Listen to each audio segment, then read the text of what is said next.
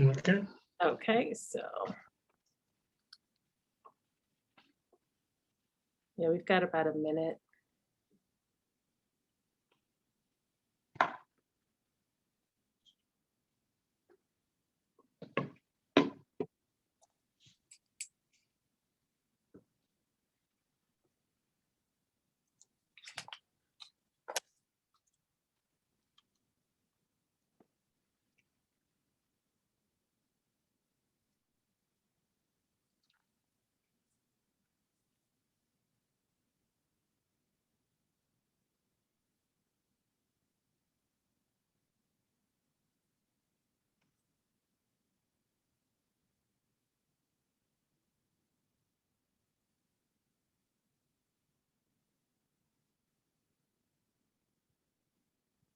Okay, I've got 3:45.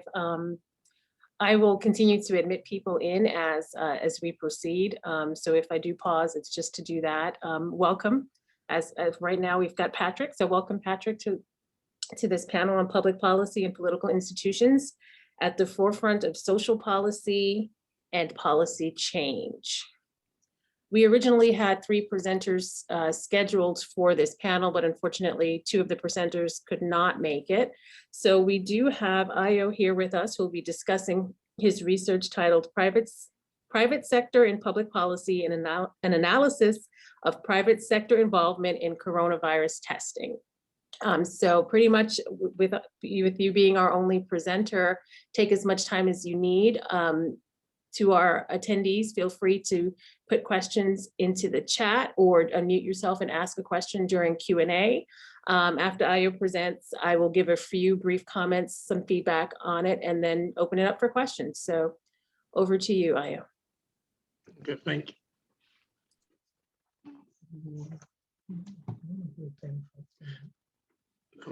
Oh, thank you.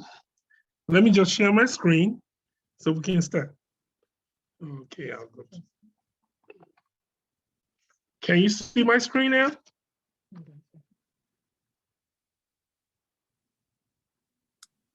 No, I can't see it.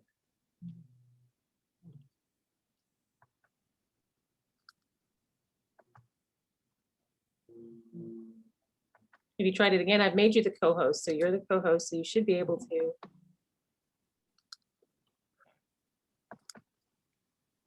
It looks like it's, yeah, it looks like it's starting. There we go. Okay.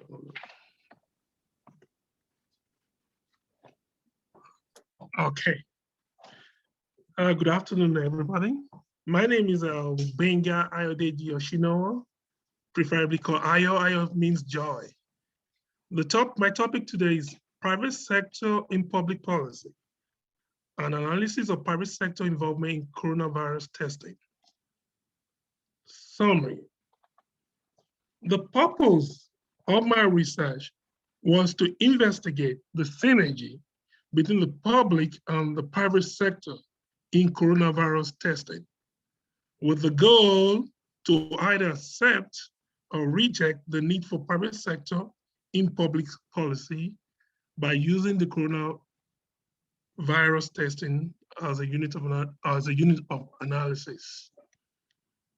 I had postulated in an earlier research, which I posited that it was necessary to include private sector analysis in a comprehensive review of public policy, because interdependencies of the private/public sector guarantees effective public policy implementation/assessment. This paper confirmed this postulation. The problem statement is to determine if there was a delay or lack of delay in coronavirus testing. The methodology is qualitative. Qualitative research is an exploratory research method to understand the reasons and opinions about a phenomenon, to gather specific information about the phenomenon under investigation. Therefore, qualitative research is designed to understand how and why of a research question. Hence, the choice of qualitative research is because the research seeks to understand how and why there was a delay in private sector involvement in coronavirus testing. The research design was case study. A case study approach is a detailed explanation of the development or analysis of an event, stroke events, person or group of persons, situation or situations over a period. Hence, the case study provided a detailed explanation regarding the private sector involvement in coronavirus testing. The research questions are, let me go to another one. The sample size, the sample size is via secondary data, via media reports, corporate records, credible news investigative sources. Sample size and data saturation was reached when most data were trending towards the same conclusion. The research questions are, why did the private sector got delayed / not got delayed in coronavirus testing? The other question was, how did the private sector got delayed on / not got delayed in coronavirus testing? The results. I curated raw data, which are used to develop codes. The codes led to categories, and eventually teams were created to answer the research question.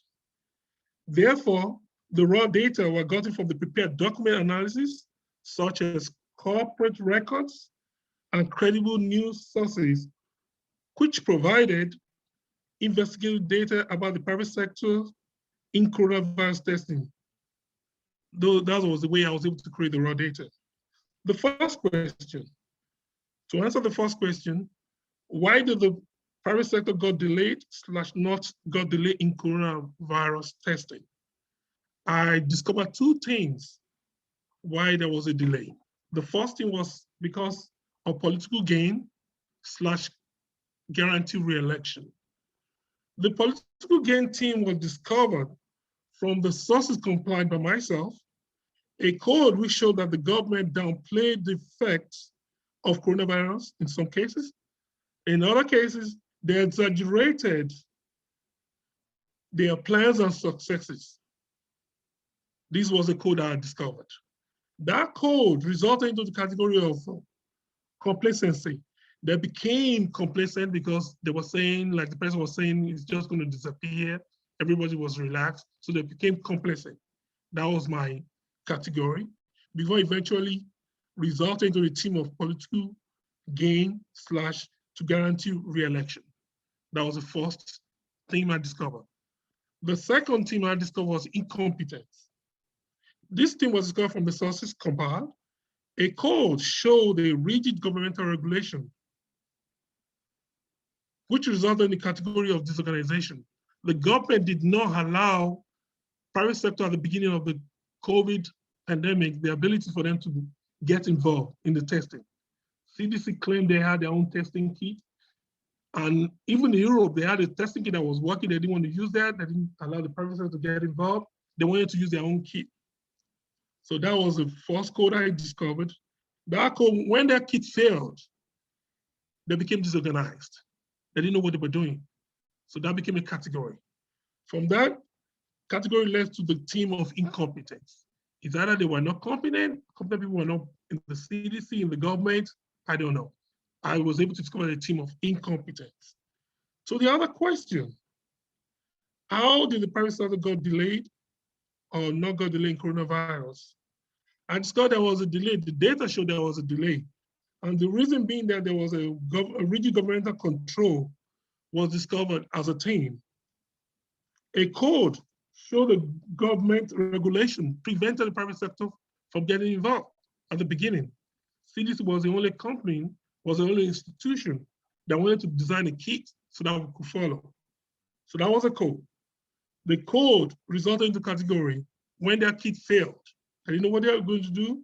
There'll be the category of high handedness of government officials / parastatals. The CDC felt they knew what they were doing, nobody should get involved. That was a category which eventually led to the team of rigid governmental control. All these things were discovered through the data. limitations of studies. Compilation of data was a limitation, which I had envisaged at the beginning of the research. However, I was able to source and compile relevant data from multiple and numerous sources using via execution of the study. I was able to concentrate only on private sector participation in coronavirus, which allowed me to extract the relevant information from the aggregate data. The case study approach could not give me the framework whereby I could quantify the data, because some articles provided more information than the others. However, the case study approach provided me an in-depth understanding of the coronavirus testing from the private sector perspective, and reflexibility, which is a conscious effort to divorce my personal biases, values, experience, was used to gather and interpret data objectively. The credibility of the data of research was ensured via the use of the flexibility approach, whereby my personal experiences and values did not call out the creation of my data. Internal validity was achieved by compiling all private sector involvement in the coronavirus testing from numerous articles, whereby evidentiary value was created.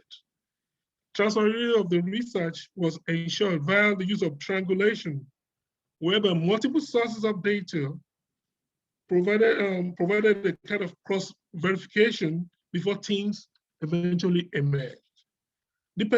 Dependability was achieved via accurate citing of sources of data with the name and year of publication, which in turn provided audit trail. Conformability was ensured when the raw data was created from credible sources and accurate citing of sources were created.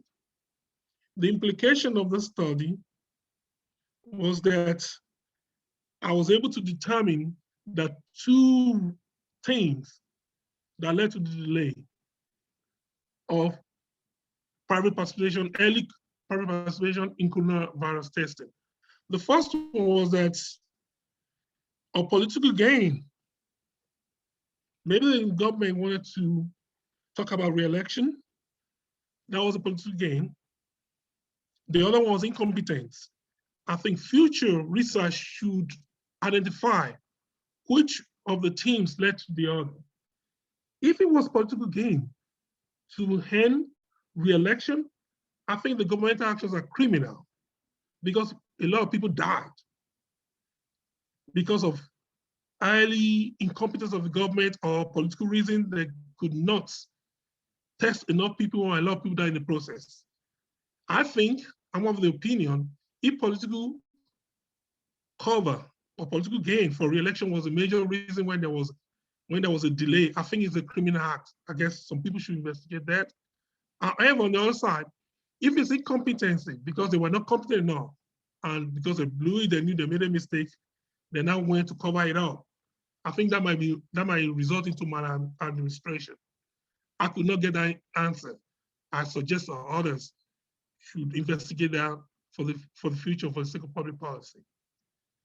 So the social change implication of this study is that the paper has confirmed my postulation. I wrote a paper in 2019 where I stated that government has enormous power to influence public policy to compel private sectors to abide by its directives.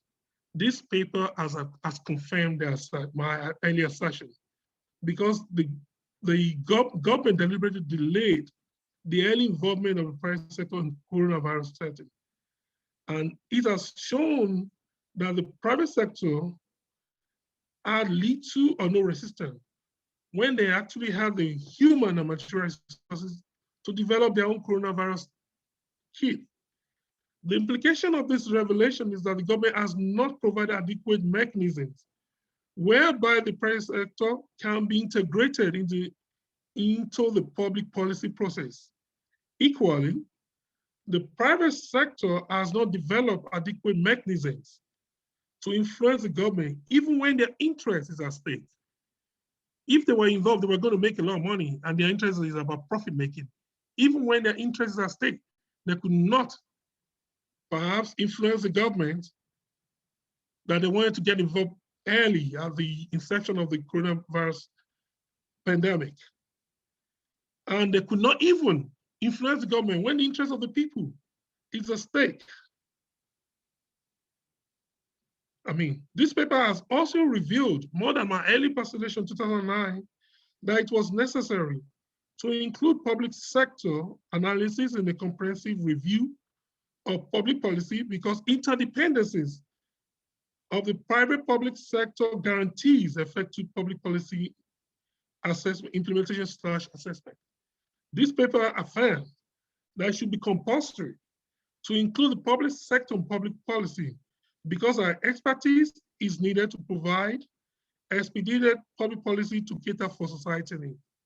Hence, the possible policy change of this study recommends adequate mechanisms to guarantee easy integration and coordination between the private and the public sectors in public policy.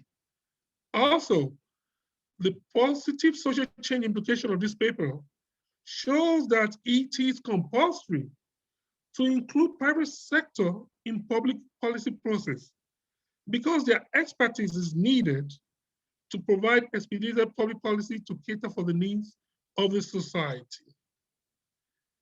Thank you, Natasha, for sharing this for sharing this panel and discussion for this presentation.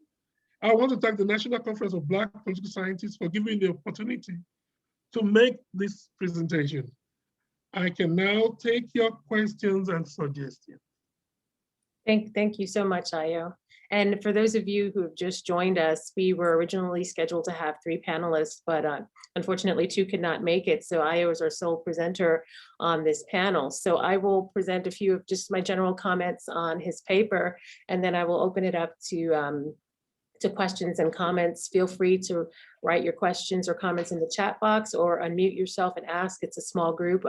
We can do that. It's pretty manageable. So again, Ayo, thank you again for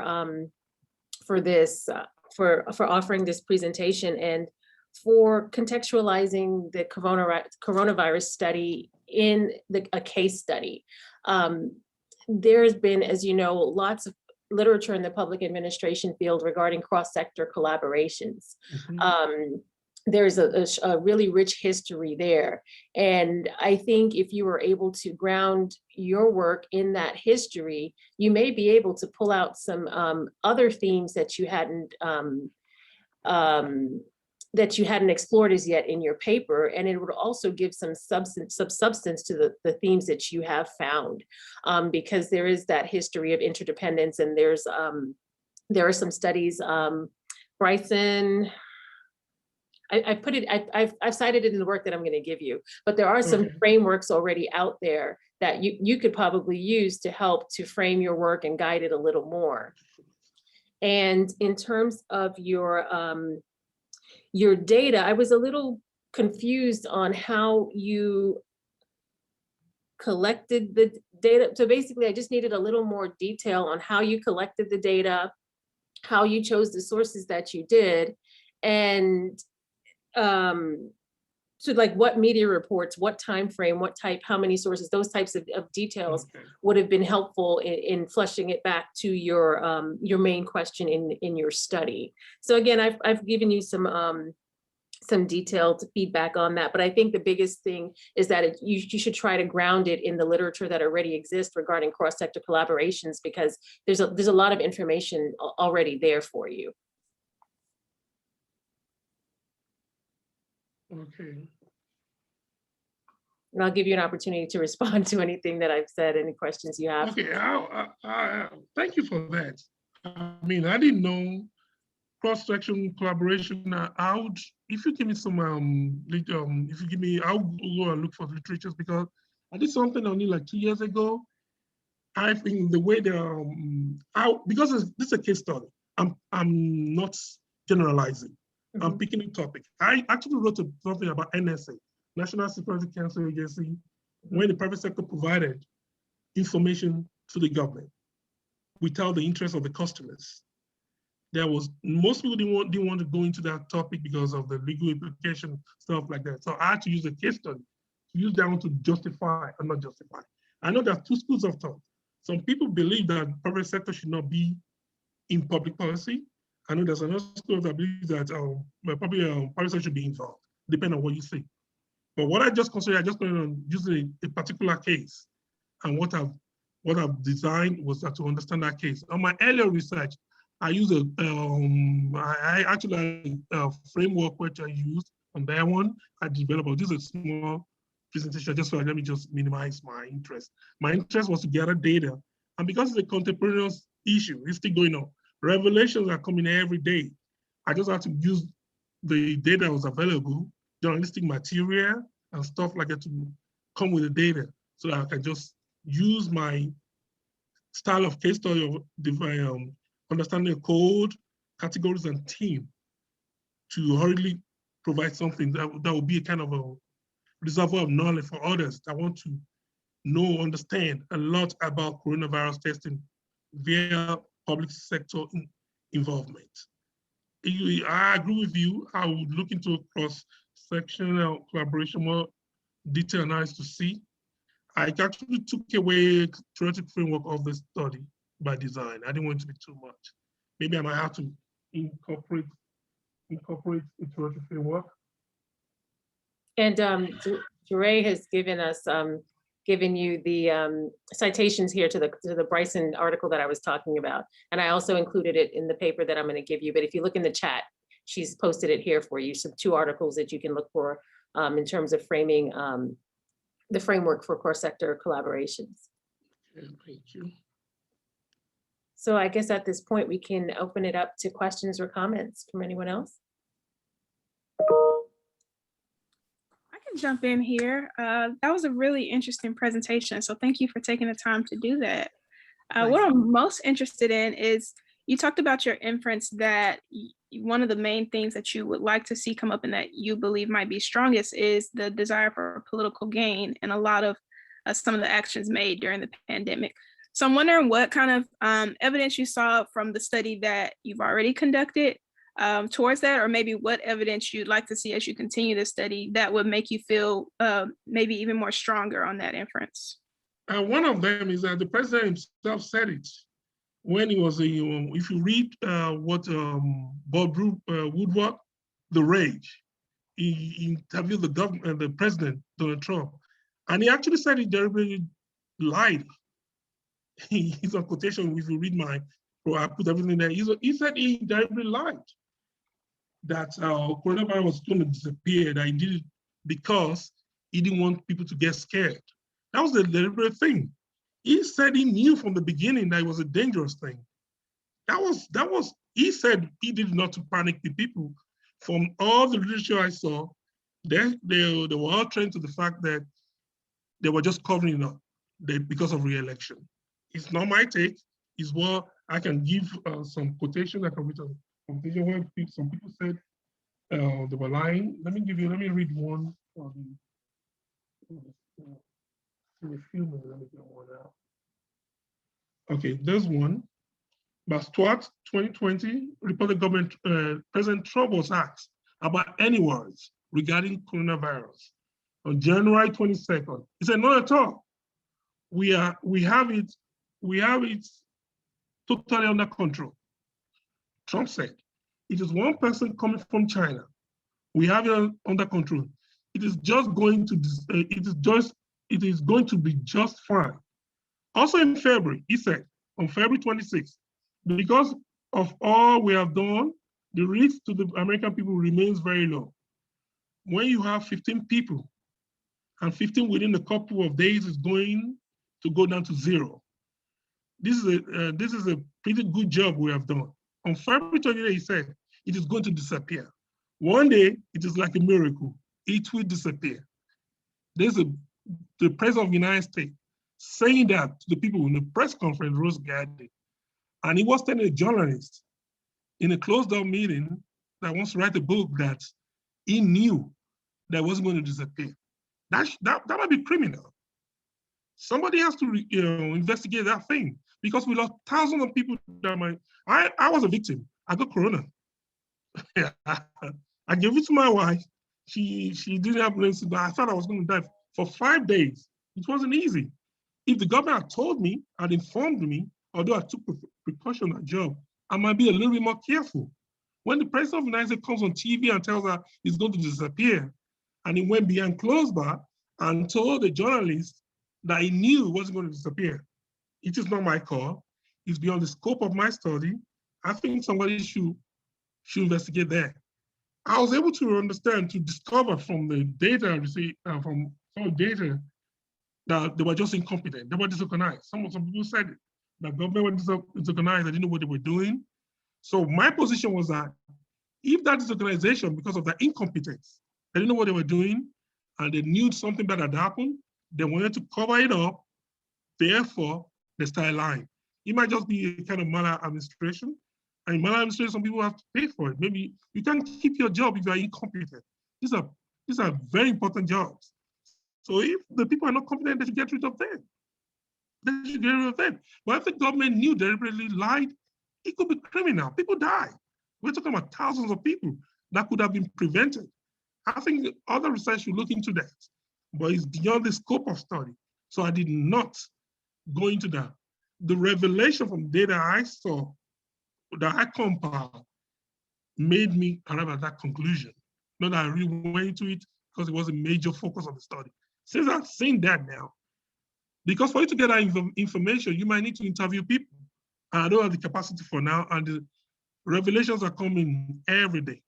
So I think with time, or people in authority might institute a kind of investigation, which I think they should, to know, so that we should prevent this from happening later in the future. That was why I got the conclusion, and based on what I've seen and what I've read, that was I included in some of the information I got to maybe conclude that it might be criminal or not.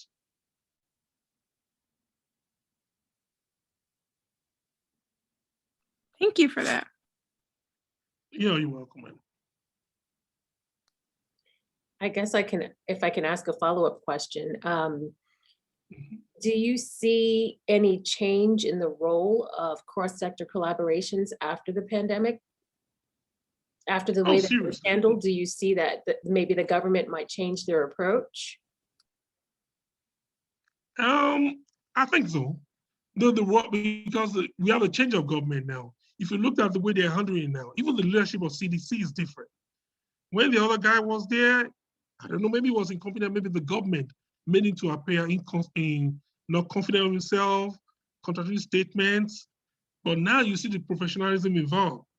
The government allowed the pastors to do their job. So I don't know. It's beyond the scope. I didn't go into it to really know that. Maybe it was the government that allowed such thing to happen, or maybe the people themselves.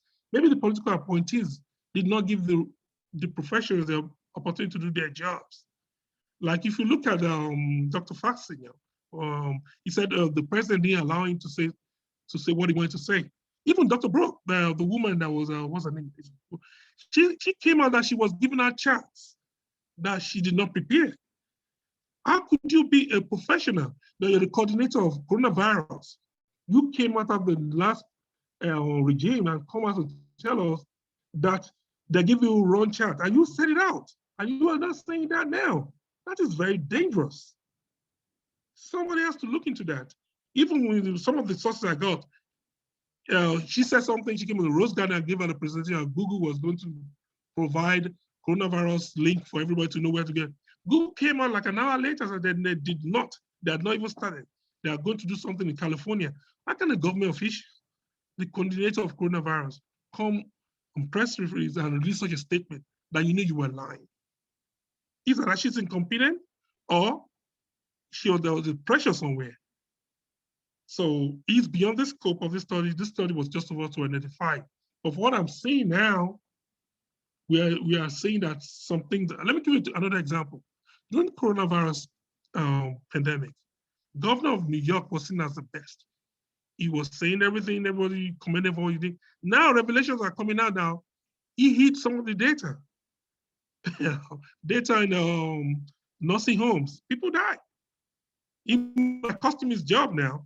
So revelations will always come out. But from the data I gathered, we realized that when private sector got involved, that was the efficiency was enhanced. People are even able to test more. I tested myself via CVS. My wife went to CVS, we got tested. It was pretty easy. I think I'm a little bit biased. I want private sector to be in public sector, public policy. Some people do believe, even I saw some literature, I didn't want to put it there, that believe that President Trump was just empowering his people, his friends. That if you had professionals in public sector, they could handle it. I'm not against that, but me personally, I believe private sector should be involved based on the 2 studies I've done. The private sectors have been so efficient. And if I look at South Korean experience, which was seen as a gold standard, the made use of a private sector to help them in coronavirus testing. So there's an area that's researchable to maybe use a cross-country analysis. Some countries like China, maybe China did not use private sector, and they were a little bit, they did a pretty decent job compared with the United States of America, but I just limited the scope to the United States. That was one of my research questions. I did not say that there was a delay. I say I want to know if there was a delay or not a delay. It was deliberate. And the data showed that there was a delay. That was why I came up with this thing. Okay, thank you. Any other questions? We've got lots of time.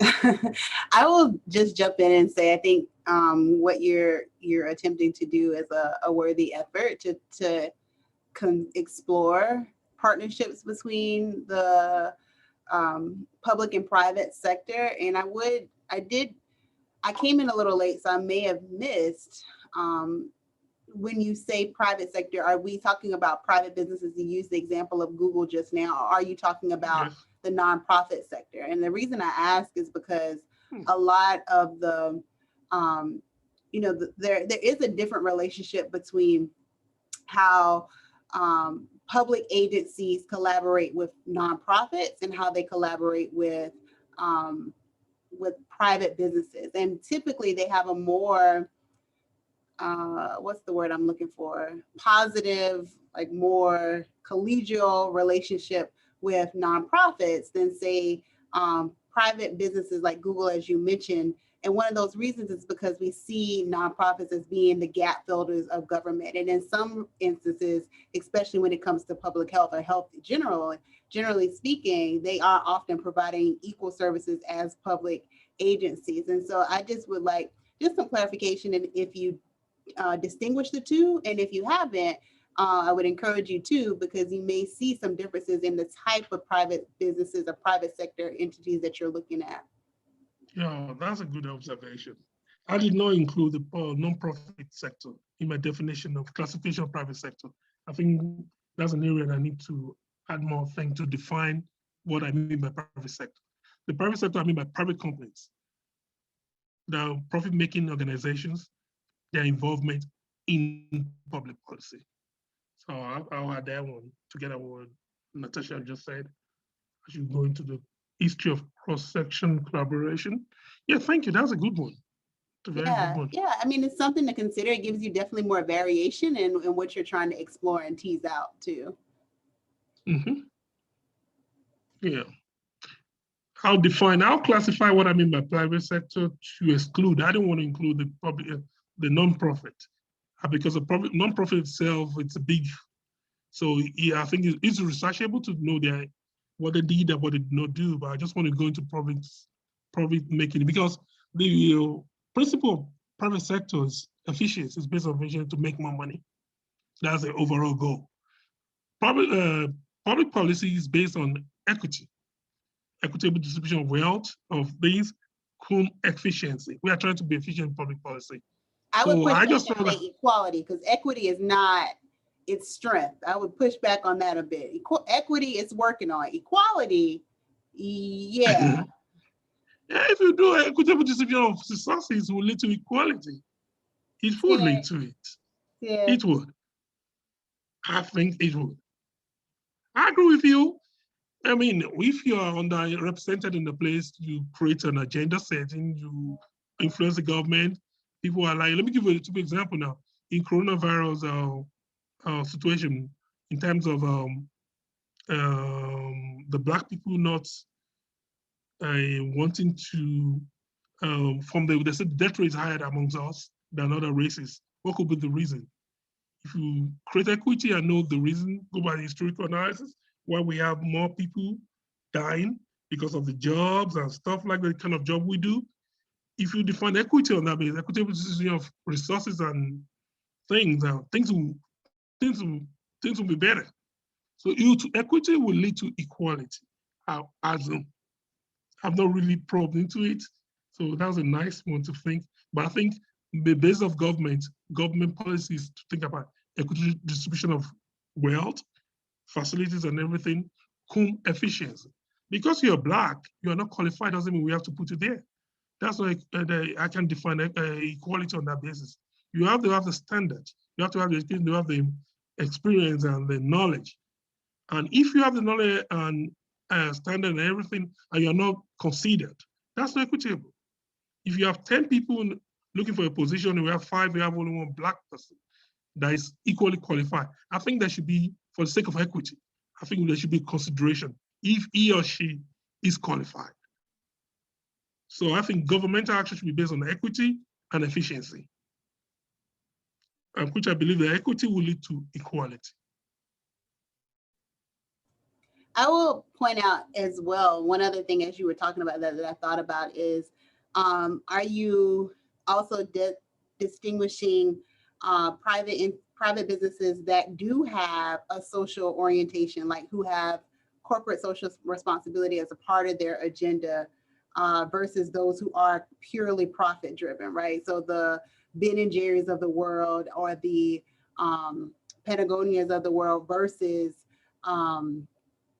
Apple, for example, right? Like, so those are some private businesses who sort of kind of toe the line, and you might also find some differences in their engagement as well. And I'm not as familiar with private businesses that might have that and are involved in COVID-19 stuff, but I do, because I do social equity type things, I know of those who do have like a social responsibility.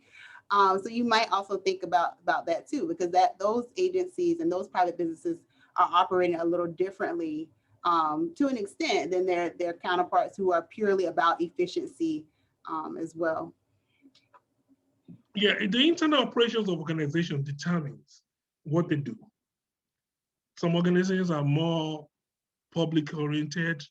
Some people are strictly business, about money. They don't think about social engagement. They don't think about the environment they are even located. They don't care. But the major focus of any company, underlying factor, is to make money. Customer orientation, if you are a profit-making organization, the customer orientation is your bedrock. You want to make money in the long run. So if an organization, private organization is established to make money, and if they make money, they can in turn help the society. In this kind of coronavirus situation, the private sector has really helped in terms of corona testing, drug makers, all those companies. They've done a good job, fairly good job. But it doesn't mean that they don't want to make profit. They're going to make tons of billions. Companies didn't give a grant to go into research, but they're probably making companies. However, I am of the opinion, in respect of their underlying reason for being established, their expertise is needed when we have situations that require urgency and professionalism and expertise. We can't say because we are in public sector, you're in public sector, you're thinking about how things should be done bureaucratic way, very bureaucracy and another thing. Private sector might not necessarily be involved in that. But when you have a situation whereby we need help, we need them. I think there should be a kind of a mechanism whereby they are integrated. Let me give an example. If the private some corporate company like Quest and all this, that does all these testing, had been integrated at the beginning of COVID-19, they might have designed a kind of a kit that will help us. Imagine CDC that said they had their own standard. They produced a kit and the kit did not work. So we had to wait for like 3 weeks before they could perfect theirs. And private sector had ways of doing it. Even in Europe, they've been doing it. If we had gotten that one in early January, we would have started getting tested. And that will have helped us. The private sector will make money. At the same time, they are going to protect the people. So I'm of the opinion that there must be integrated. There should be a kind of mechanism or framework whereby they are integrating into public sector. It could be in terms of implementation or for policy formulation that this coronavirus, we're about this CDC, private sector, come and tell us your ideas about coronavirus testing. They come with their own thing, they can patent it. It's not me, you're taking it, and you now see which one is better. You roll it out without thinking about the CDC. We have their own standards. And a lot of people died. We wasted almost a month because we did not know what we were doing. Now, just say something. I did not put a time frame to this conversation, which was very, very important, because I didn't want to go into the time frame. Because if I put a time frame on my paper to show that in January 1st, this happened, by February was when we could get a standardized testing. We will be able to quantify a lot of people that have died because we could get the data based on the data of people that died daily. And I could tell you that we didn't have time frame that there was a batch key of coronavirus testing. Maybe 100,000 people had died. These are people that were not supposed to die, that might not die if we had a test kit that was good and people knew how dangerous this thing is. I'm of the opinion that because private sector, they want to make money. And that's what they make money. They are very good at what they're doing. They get the best to do the job. And once they get the best, let's keep them. Let me give you one now. President Biden just said something yesterday that two drug makers, their competitors, they came together. One came to make the drug, another one's working on distribution, how to make it a lot of distribution. We're getting another 100 million. They're competition. But in the kind of situation where the people need them, there should be a framework that private sector, we're doing this testing. What are your opinions? Let the stakeholders come together, present something to the government. Within a week, we come up with the best. You don't have to say because you work for the government, you know it all. You don't know it all. That's my own position. I think they should be integrated in public policy. When public policy are made, call the private sector, ask of their opinions before you roll out anything. Because this coronavirus experience has shown that we need the private sector. So many people tell the private sector is about money, we castigate them, we do everything. Let me give you an example. Before coronavirus, the pharmaceutical companies are seen as greedy, exploitative. They were just exploiting the people, making more money. People are saying so many, we know they were doing it. When it came to coronavirus now, they've actually saved us. We don't hear that kind of thing. People are not talking about what they're doing. There has to be control. There has to be control about their activities. But you must always recognize that they're part of the system. We need them. And when we need them, we should create a framework where they would come. I'll give it to President Trump. In as much he did not do so many things, he incorporated the private sector. He did the work swap. He gave them money. He encouraged them to talk about the cure. And they delivered. In fairness to him, on that, he's not taking credit for it now because he did not do the right thing. But in terms of these drugs we're seeing today, he created a platform for it because he invited them.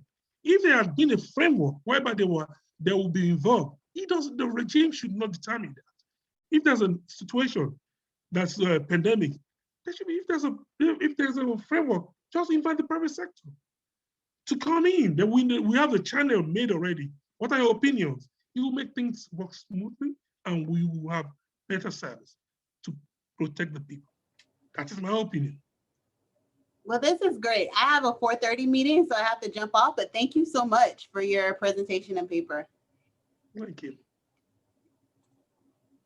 I have to jump off as well, but it's been really great. Thank you so much, especially for providing your personal experience with this. I'm glad that you were able to heal and recover and be here to present. Yes. All right, I'll see you all in another session. Thank you for attending.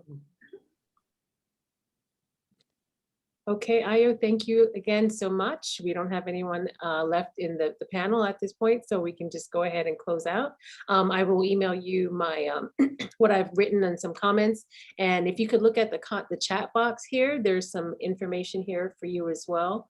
So you can just pull some of those resources. And other than that, again, it was great reading your work and good luck with everything.